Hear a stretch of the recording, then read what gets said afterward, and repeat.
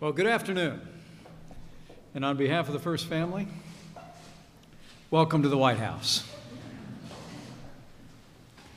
It's going to be my great honor today, and in fact, a privilege, to administer the oath of office to the 42nd United States Ambassador to Japan, Bill Hagerty.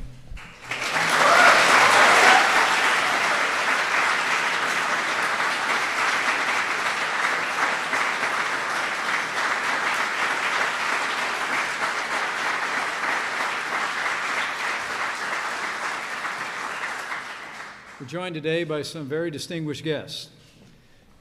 Senator Alexander and Senator Corker, both from Bill Hagerty's home state of Tennessee. Would you join me in welcoming both of them?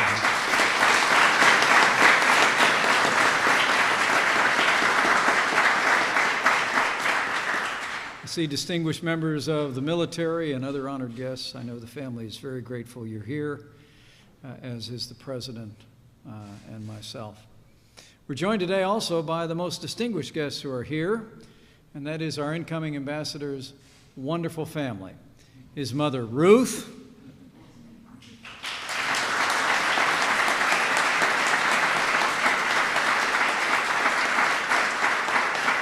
and most especially his wonderful wife, Chrissy, and their 4 beautiful children. If you guys stand up, go ahead and stand up, guys.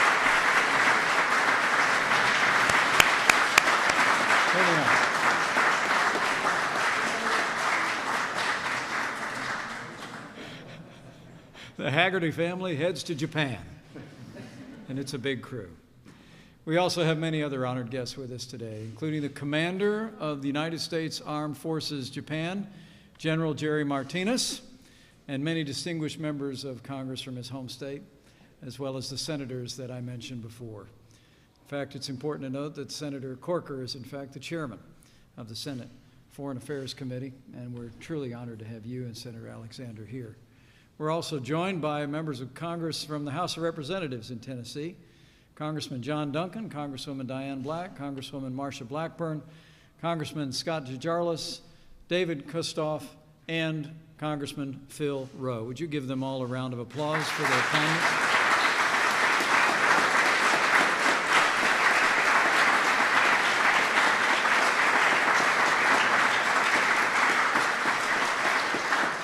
And I know it's a particular honor to have with us Bill's counterpart, Japan's ambassador to the United States of America, Ambassador Kenichiro Sase, and his wife, Mrs. Nobuko Sase.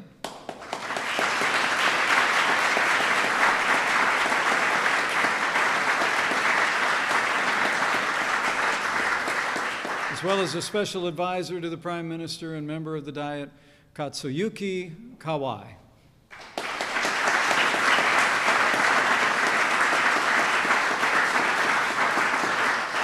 As I had the privilege of expressing during my trip to Japan on the President's behalf earlier this year, under President Donald Trump, the United States is firmly committed to our treasured friend and ally, Japan.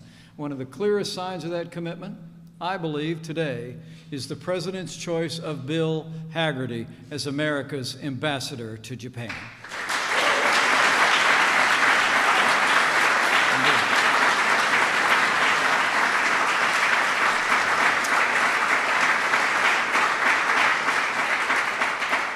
Bill, throughout your life, you've helped to strengthen the ties between America and Japan. It started early in your career when you actually lived in Japan on a 3-year assignment as a consultant.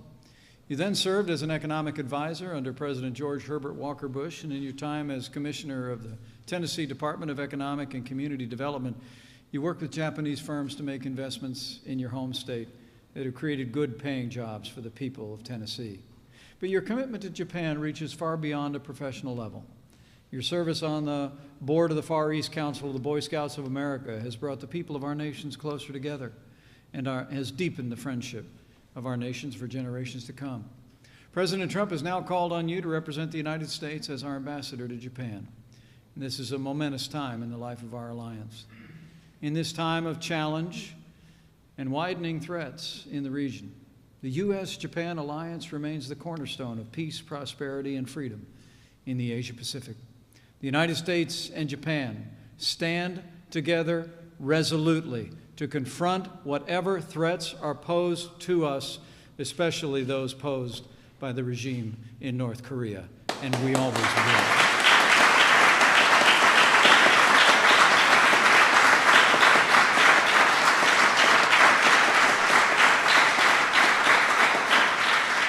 And the President is also committed to expanding our bonds of commerce. As President Trump said when he met with Prime Minister Abe earlier this year, in his words, the vibrant exchange between us is truly a blessing, and so it is.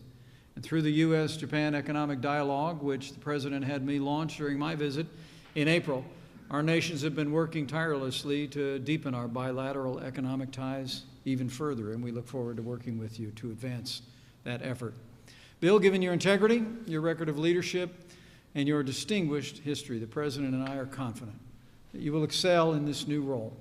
You will help make the extraordinary friendship and alliance between the United States of America and Japan even stronger. And now it is my great privilege to administer to you the oath of office.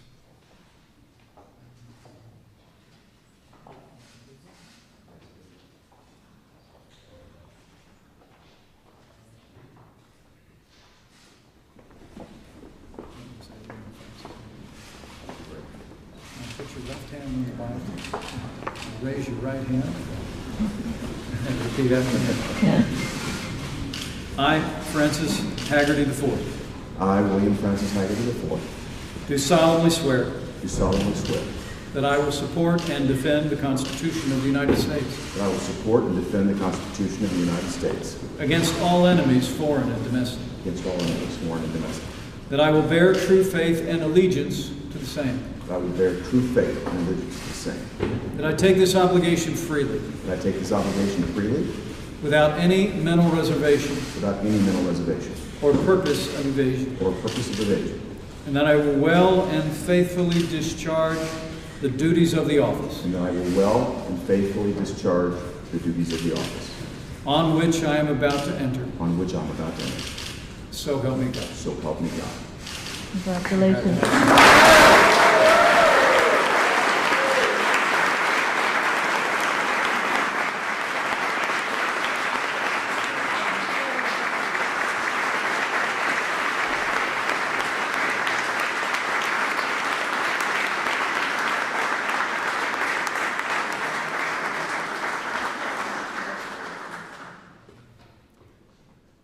Ladies and gentlemen, it is my honor to introduce to you the United States Ambassador to Japan, William Francis Hagerty IV.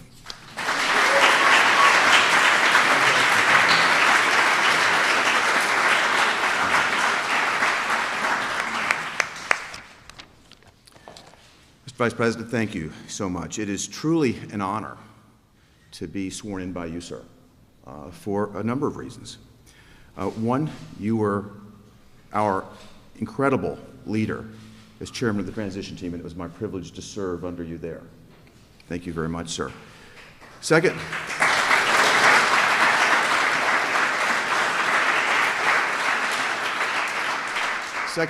on behalf of the United States, you lead our economic bilateral dialogue with Japan. There could not be a more fitting person to introduce this relationship than you. Again, thank you.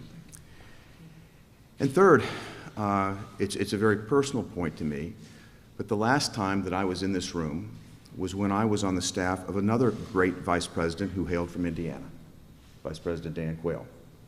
It was an honor to work for him then, and sir, it is an honor to work for you now. Thank you. Thank you. I'd also like to thank our senators, Senator Alexander, Senator Corker. Both of you have been mentors, friends, and guides to me.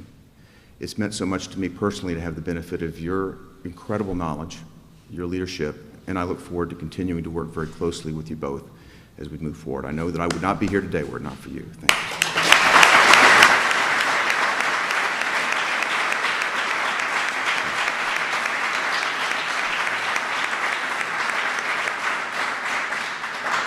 you. The rest of our Tennessee congressional delegation, I've worked with all of you from the tip of Memphis to the top part of Bristol, Tennessee.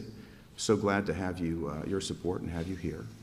I want to thank some great ambassadors that are here with us today. I'd like to start with my great colleague, Ambassador Sasai from Japan. I look forward to working with you, sir. It will be a great honor.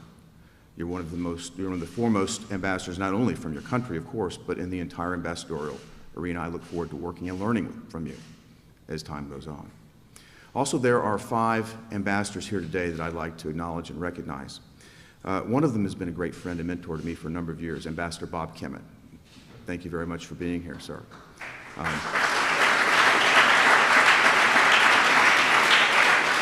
Ambassador Tom Shannon is here. Tom, I'm so thankful that you're here, sir, and I appreciate your leadership. As our Undersecretary of State, you play a very important role, and I feel very honored to serve with you. Ambassador Stuart Holliday from the United Nations is here. Also, Ambassador Martin Silverstein is here. Thank you, Martin, for being here. And a new ambassador, our soon-to-be Ambassador George Glass from Portugal is with us here today. George, I could not be more excited about your presence and the opportunities for our country with Portugal, so thank you for being here as well.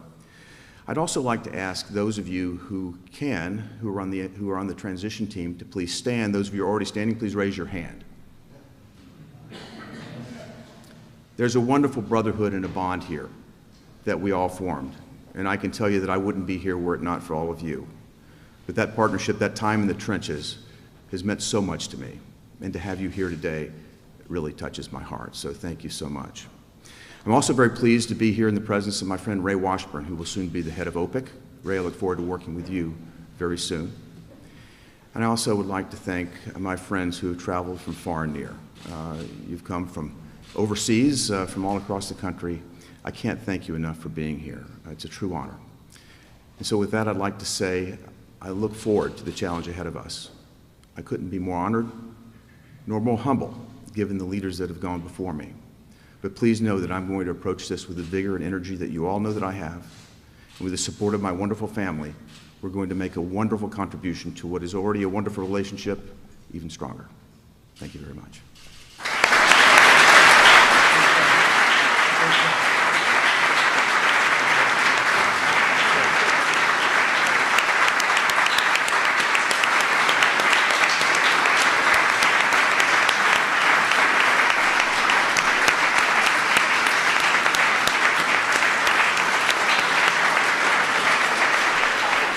Ladies and gentlemen, this concludes our ceremony on behalf of the Ambassador, the Vice President, and the Ambassador's family. Thank you so much for being here and sharing this very special occasion. Congratulations. Thank you so much. Thanks so much.